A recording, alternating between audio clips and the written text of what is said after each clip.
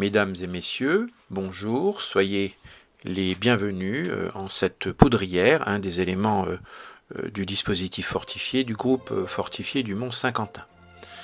Alors avant d'entrer dans le vif du sujet, la fortification, je souhaiterais brièvement vous présenter ce Mont Saint-Quentin que l'on peut considérer comme, je dirais, comme belvédère de l'Eurométropole de Metz. Il fait partie de l'identité messine, surplombant la Moselle et évoquant bien évidemment à lui seul les balades du dimanche en famille à l'ombre de ses arbres. Et depuis la création de l'ex-CA2M en 2002, l'acquisition et l'aménagement de ce site classé d'une surface globale de 700 hectares ont été placés sous la responsabilité de l'actuelle Eurométropole de Metz. Et depuis juillet 2017, elle est propriétaire donc des 211 hectares que comptent les 700 que je viens d'évoquer, correspondant aux emprises militaires. Le Mont Saint-Quentin est un site classé depuis 1994, c'est-à-dire qu'il fait partie des sites dont la conservation ou la préservation présente un intérêt au regard de ses richesses paysagères, patrimoniales, historiques et écologiques. Ainsi, tout projet à l'intérieur ou à proximité du site fait l'objet d'un examen particulier et d'autorisation dans le souci de préserver son patrimoine culturel et paysager. Il fait également partie du périmètre Natura 2000, des pelouses du pays messin, remarquable pour sa faune et sa flore, où notamment on peut observer des orchidées. Et le site accueille notamment un endroit spécifique, un abri pour les chauves-souris. C'est également un site vivant qui accueille des usages économiques tels que l'agriculture, la viticulture. Évidemment, les loisirs sont également de la partie, comme les sports de pleine nature ou le VTT. Le groupe fortifié du Mont Saint-Quentin, donc géographiquement, se situe à 3 km à l'ouest de Metz, sur la rive gauche de la Moselle, et il a été édifié sur le plateau donc, du Mont Saint-Quentin, en s'étirant d'est en ouest sur une distance de 1200 mètres, ce qui en fait le plus vaste ensemble fortifié de la première ceinture de Metz. Cet ensemble fortifié comporte deux ouvrages principaux, reliés entre eux par deux branches de jonction bordées par un parapet d'artillerie. Et ces deux gros ouvrages, que sont le fort Dioux, rebaptisé Ostfort, donc le fort de l'Est par les Allemands, et le fort Manstein, rebaptisé par les Français après la Grande Guerre en fort Gérardin, constituent les deux pôles principaux majeurs de ce dispositif fortifié. Les Allemands avaient prévu pour l'ensemble de ce dispositif un armement de 119 pièces de tout calibre. Les différents ouvrages sont alimentés quant à eux en eau par la station élévatrice de Longeville et le raccordement électrique étant celui du réseau urbain de la ville de Metz. Le fort Dioux. Alors le fort Dioux, il se trouve à l'extrémité est du plateau. Il est construit par les Français de 1868 à 1870, pour un effectif de 617 hommes. Il domine la vallée de la Moselle à pratiquement 180 mètres d'altitude, et un pont dormant remplaçant l'ancien pont-levis qui franchit le fossé donne accès directement à ce fort. Il est important de souligner que ce fossé, donc, qui ceint le fort, est sec, donc il n'y a jamais eu d'eau, et la profondeur varie entre 7 et 8 mètres. Si nous remontons dans le temps, le Mont Saint-Quentin fut déjà un haut lieu du culte païen, puis après l'avènement du christianisme, on y vénérera les reliques de Saint-Quentin, donc un martyr romain, apporté là par Drogon, fils de Charlemagne, évêque de Metz en 835. Il y eut également un ermitage et une chapelle qui se trouvaient à la place du bastionnet situé face à l'entrée gauche du fort Dioux, et donc cette partie de l'histoire du Mont Saint-Quentin ancre la première vocation sur le mont, qui était donc la vocation religieuse. Cette vocation religieuse va céder la place dès 1794 pour l'édification d'une station du télégraphe optique de Chappes, située sur la ligne Paris-Landau, et qui permettait donc de communiquer avec la capitale pratiquement en un quart d'heure, par beau temps, évidemment, de jour. Cette station restera en activité jusqu'à l'époque de Louis-Philippe et elle avait été édifiée à l'emplacement du bastionnet que j'ai évoqué, où se trouvait anciennement la chapelle du Mont. Et curieusement, ce point dominant ne sera pas fortifié avant le Second Empire. On le sait, ville puissante et riche, Metz avait constitué jusqu'à cette époque, à elle seule, une véritable forteresse. Et à partir de 1864, la montée en puissance de la Prusse, Bismarck arrive au pouvoir en 1862, va imposer la modernisation de la frontière de l'Est au gouvernement de Napoléon III. Alors on peut se poser la question, moderniser pour quelle raison? Eh bien, les progrès de l'artillerie vont avoir une influence importante, notamment avec l'apparition de l'artillerie rayée vers 1853, où les canons ne tirent plus des boulets, mais des obus oblongs explosifs, donc fusants et percutants, beaucoup plus destructeurs que les boulets sphériques et qui augmentent aussi leur portée de tir. Donc on va passer d'une portée de 900 mètres pour un boulet à 3500 mètres pour un obus. Le développement du chemin de fer va permettre aussi la concentration rapide en moyens et en hommes, et cette artillerie nouvelle va imposer tout logiquement d'éloigner les fortifications des abords immédiats des villes, celles-ci n'étant plus donc à l'abri derrière leurs remparts de Vauban et de Cormontaigne. Il faut donc construire des forts détachés, situés hors de portée de tir des canons de la ville, c'est-à-dire minimum à 4 km environ. Donc on abandonne la fortification continue, le système des remparts, pour laisser la place à des forts détachés qui se couvrent mutuellement par leur artillerie. Donc d'où l'expression qui fait dire que on passe de la muraille de pierre à la muraille de feu. Et en ce qui concerne Metz plus particulièrement, après le coup de tonnerre de Sadowa, c'est-à-dire la victoire foudroyante de la Prusse dans sa guerre contre l'Autriche en 1866, le gouvernement prescrit le renforcement de quelques grandes places de guerre, dont Metz. Et on avait prévu la construction de 12 forts, successivement réduits à 7 puis à 5 pour des raisons budgétaires, et la prise de décision fut hâtée, et en fait 4 seront construits lorsque la guerre de 1870 éclate. Et ce sont donc les forts de Queuleu, de Saint-Julien, de Plappeville, tout près d'ici, et ce fort appelé d'abord fort Saint-Quentin. Le cinquième était le fort Saint-Privat, se trouvant actuellement dans l'enceinte de l'ancienne base aérienne militaire de Metz-Frescati. Il est toujours en bon état de conservation. Et à l'état de terrassement de campagne en 1870, il sera achevé par les Allemands pendant l'annexion. Si nous remontons un peu dans le temps, quelques années avant la guerre de 1870, eh bien le 31 décembre 1867, il est procédé à l'expropriation de 8 hectares pour ce fort, donc le fort d'Ioux, fort Saint-Quentin initialement, et 25 hectares pour le fort de Plappeville. Le premier coup de pioche va être donné le 17 février 1868 par la troupe, tout d'abord, qui commence à creuser les fossés à la mine, au pic et à la pioche. Les déblais sont quant à eux enlevés à la pelle et éparpillés, régalés sur le glacis. À partir du 15 mars 1867, les entreprises soumissionnaires retenues vont engager les travaux prévus pour 30 mois. Et ils seront achevés pratiquement en juillet 1870. Et il faut prévoir pour le logement de la troupe et la vie des hommes, ce qui est relativement nouveau dans ces forts que l'on construit à l'extérieur des places fortes. De forme trapézoïdale, donc avec large côté orienté vers l'ouest, ce fort comporte 4 bastions, dont 2 avec casemate d'artillerie et un autre avec une casemate d'infanterie, une caserne plutôt. Et le seul accès au fort passe par le pont-levis que j'ai évoqué il y a quelques instants. Et le tout étant donc ceint d'un fossé sec taillé dans le roc. L'artillerie, quant à elle, était disposée au-dessus de la caserne à 2 étages, et ce fort était doté de 38 pièces. Il a lourdement souffert des combats de 1944, où l'un des bastions notamment est pratiquement détruit. Les éléments qu'il faut qualifier de remarquables, en ce qui concerne le fort d'Ioux, sont la magnifique poudrière, dans un état de conservation exceptionnel, et les peintures murales dans l'aile droite de la caserne.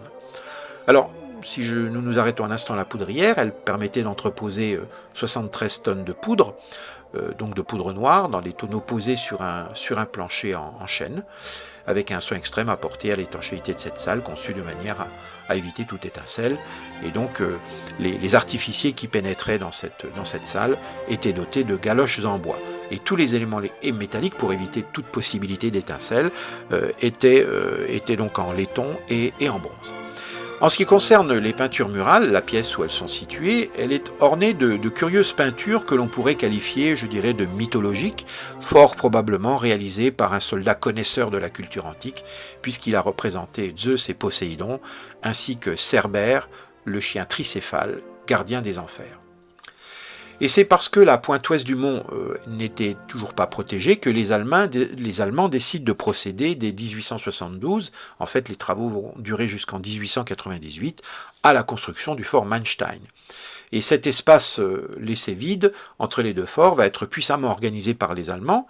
Ce sera aussi un laboratoire expérimental de réalisation, de pensée, de réflexion en matière de fortification, où une grande caserne à 2 niveaux pour 1600 hommes sera réalisée, ainsi qu'une vaste poudrière et de nombreux locaux pour les munitions et matériels divers. Sans oublier bien évidemment la puissante batterie cuirassée de 21 cm réalisée par les Assyrie Krupp. Donc la grande caserne, alors dès la chute de Metz, les Allemands vont accorder une grande importance à la poursuite des fortifications de ce mont, et dès les premiers jours de novembre 1870, l'armée du Rhin ayant capitulé le 29 octobre, et sans savoir au juste comment la guerre allait se terminer, puisque le siège de Paris était loin d'être achevé, et que le traité de Francfort ne sera signé qu'en mai 1871, eh bien les Allemands sont sûrs d'avoir la main mise sur la place de Metz. Et donc une mission militaire est envoyée de Berlin avec un ingénieur des fortifications pour étudier le site et la suite à donner aux travaux initiés par les Français. Et c'est le 8 juillet 1872 que le Reichstag va voter un crédit de 57 millions de marks pour ces travaux, somme énorme qui, si nous la convertissions en euros aujourd'hui, pourrait correspondre à un budget d'environ un peu plus de 216 millions d'euros. Ce bâtiment est une grande caserne qui n'a pas d'intérêt particulier par rapport aux autres forts, mais il est doté encore de volets blindés par éclat et on voit beaucoup encore d'éléments restés en place. Les chambrées sont vastes, certaines ont été soufflées par des roquettes américaines en 1944. Elle est aussi dotée de citernes souterraines comme le fort Dioux et elle a été réalisée, notamment son portail central et sa façade, un peu à la manière d'une cathédrale avec une rosace quadrilobée. Cette façade elle-même étant surmontée d'échauguettes purement décoratives, ce qu'on appelle un artifice architectural, et évidemment sa sœur jumelle étant la caserne Steinmetz située sur le boulevard de Trèves. La batterie cuirassée de 21 cm, parce que les Allemands utilisent dans le domaine de l'artillerie l'unité de mesure, donc le diamètre du calibre de la douille de l'obus, utilise le centimètre. Les Français utilisaient le millimètre. Et donc nous sommes en présence ici de la batterie cuirassée de 21 cm. Il s'agit d'une batterie expérimentale qui servira pratiquement très peu, et les Allemands décident d'opter pour des calibres plus petits, le 105 et le 155, soit des obusiers, soit des canons à tube long, soit des canons à tube court, comme on peut les voir notamment au groupe fortifié de l'Aisne, donc la Feste Wagner à Verny. Ce type de batterie cuirassée était destiné au bombardement des voies de communication et des premiers établissements de campagne édifiés par l'ennemi. C'est la seule batterie dont il existe un exemplaire au monde, la dernière ayant été ferraillée sur la frontière germano-polonaise à Thorn, qui faisait partie de la Feste König Wilhelm I. Et ces coupoles blindées, visibles donc sur le dessus de la casemate, ont été réalisées en acier blindé au chrome, pour un poids conséquent, 36 tonnes, avec une épaisseur de 20 cm à la base sur le pourtour et de 60 cm au centre. L'ensemble du dispositif, donc de la tourelle, sans le canon, pèse tout de même 152 tonnes. Donc les locaux sont dotés de différents dispositifs, chambres de tir, etc. Et les obus étaient amenés donc du local de munitions vers les tourelles par des chariots dotés de 6 roues qui permettaient donc le transport de l'obus. Poids conséquent, 91 kg, dont la portée pouvait aller jusqu'à pratiquement 8 km. Le souci du maniement de la pièce, c'était le nombre de personnes amenées à la faire fonctionner. Il y avait un sous-officier, 11 canonniers pour servir chaque tourelle, donc 5 dans la chambre à canon, 4 dans les tâches de manœuvre et 2 pour l'approvisionnement en obus. Donc les Allemands vont décider de les désarmer en 1915 en raison justement d'une cadence de tir trop longue et un coup toutes les 3 minutes, c'est beaucoup trop compliqué et ça fait perdre énormément de temps. On quitte la batterie cuirassée pour nous diriger vers le fort Manstein, du nom du général Gustav von Manstein, qui a été le commandant du 9e corps d'armée, donc au sein de la 2e armée allemande, qui était commandée par le prince Frédéric Charles. Ce fort, édifié entre 1872 et 1874, comme l'indique son cartouche de pierre, est beaucoup plus grand que le fort d'Hue. Il a la forme d'un énorme bastion saillant vers l'ouest. Il se compose d'une caserne de gorge côté est et d'un cavalier en arc de cercle en anse de panier. Une place d'armes donc dessert l'arrière, on y pénètre par un pont-levis qui aujourd'hui a disparu, sur fosse, situé au centre de la caserne de gorge. Et donc le fort Manstein achève donc la fortification du plateau vers l'ouest, donc en direction de Paris. Il pouvait accueillir 1200 hommes et l'accès au passage voûté en courbe se faisant aussi par le franchissement d'une fosse. En courbe, donc coudé pour éviter justement les tirs en enfilade. Alors je voudrais juste conclure mon propos sur le fait que c'est dans ce fort, dans une des pièces à droite à l'issue du passage coudé, que furent entreposées en 1944 une partie des archives de la ville de Metz et 400 incunables, donc des manuscrits précieux. Et on ne sait comment, un incendie s'est déclaré, ce qui a quand même détruit bon nombre de ces manuscrits. Je reviendrai dans quelques instants, juste pour préciser que sur les remparts est disposé un abri cuirassé d'observation fixe de 1887, qui a été touché par une bombe américaine en 1944, et 2 cloches de guet en fonte dure, comme on peut les voir dans nombreux forts de la première ceinture. Alors, si j'en reviens aux manuscrits précieux, eh bien, en août 1939, alors que la menace de la guerre se profile, les documents du fonds de manuscrits incunables et livres précieux de la bibliothèque municipale de Metz vont être emballés dans 94 caisses et cousus dans 135 sacs en vue d'une expédition de préservation, de sauvetage. Donc, le 6 septembre 1939, un premier stock est envoyé à l'abbaye de Ligugé près de Poitiers, alors que le reste prend le chemin du château de Dissay dans la Vienne. Et le 27 août 40, après la défaite française, les Allemands vont rapatrier la totalité de ces trésors à Metz. Ils seront toujours déposés dans contenu conservé dans leurs caisses, dans les caves de la manufacture des tabacs, rue Belle-Île, jusqu'en mai 42. Et fin printemps 42, certaines caisses vont être rapatriées vers la bibliothèque, stockées dans l'ancien mont de piété de la rue Chèvremont, à côté de l'ancienne chapelle des Carmes, actuelle entrée du musée de la Cour d'Or que tout le monde connaît. Le 11 et 12 juin 1943, les collections de la bibliothèque vont être transportées par des prisonniers serbes au fort Schwerin, donc actuel fort de Caen, sur les hauteurs de Plumville, sur la route qui mène à Lori, où sont déjà entreposées les pièces précieuses du musée, des archives municipales et départementales. Et entre le 14 avril et le 12 mai 1944, le contenu du fort Schwerin est déménagé au fort Manstein. Et le vendredi 1er septembre 1944, les troupes américaines sont donc annoncées aux portes de Metz. Les troupes allemandes donc reçoivent l'ordre de détruire les dépôts et magasins avant l'évacuation. Et c'est là que l'incendie d'un dépôt de matériel et d'uniformes dans le fort Manstein va se propager à plusieurs salles contenant justement les livres et les documents, ainsi qu'aux collections du musée et des archives. Et là, le bilan des pertes est catastrophique. Sur 1475 manuscrits stockés au Mont-Saint-Quentin, 726 ont été détruits et 372 des 762 incunables sont partis en fumée, sans compter plus de 3000 imprimés précieux.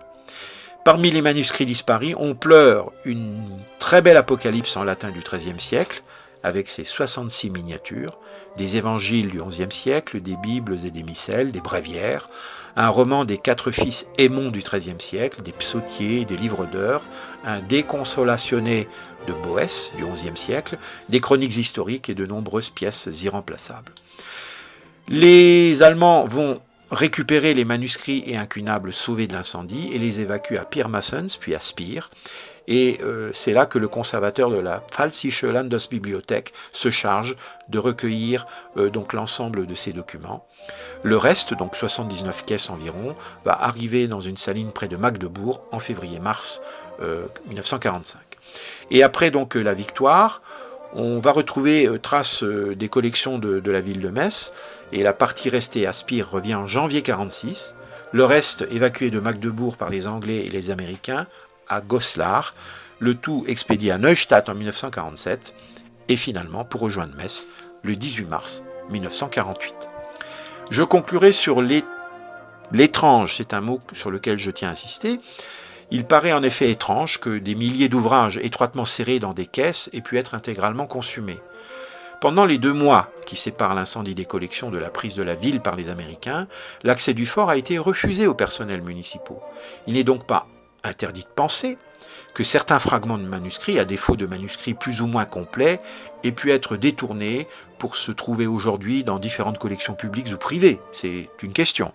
Le conservateur de ce fonds évoque dans les années 80 aussi une anecdote révélatrice, effectivement. En 1981, un manuscrit de 8 feuillets du XVe siècle est mis sur le marché à Stuttgart et il ressemble étrangement, j'insiste sur le terme, à un fragment de manuscrit intitulé De Contractibus de Johannes de Francofordia, le manuscrit numéro 368, disparu justement de la bibliothèque messine. Acheté donc avant le passage à l'euro 2900 Deutschmark, le manuscrit a depuis intégré la réserve du fonds précieux de la médiathèque, mais combien de nos trésors disparus dorment encore dans des collections privées en Allemagne, en Russie ou de par le monde?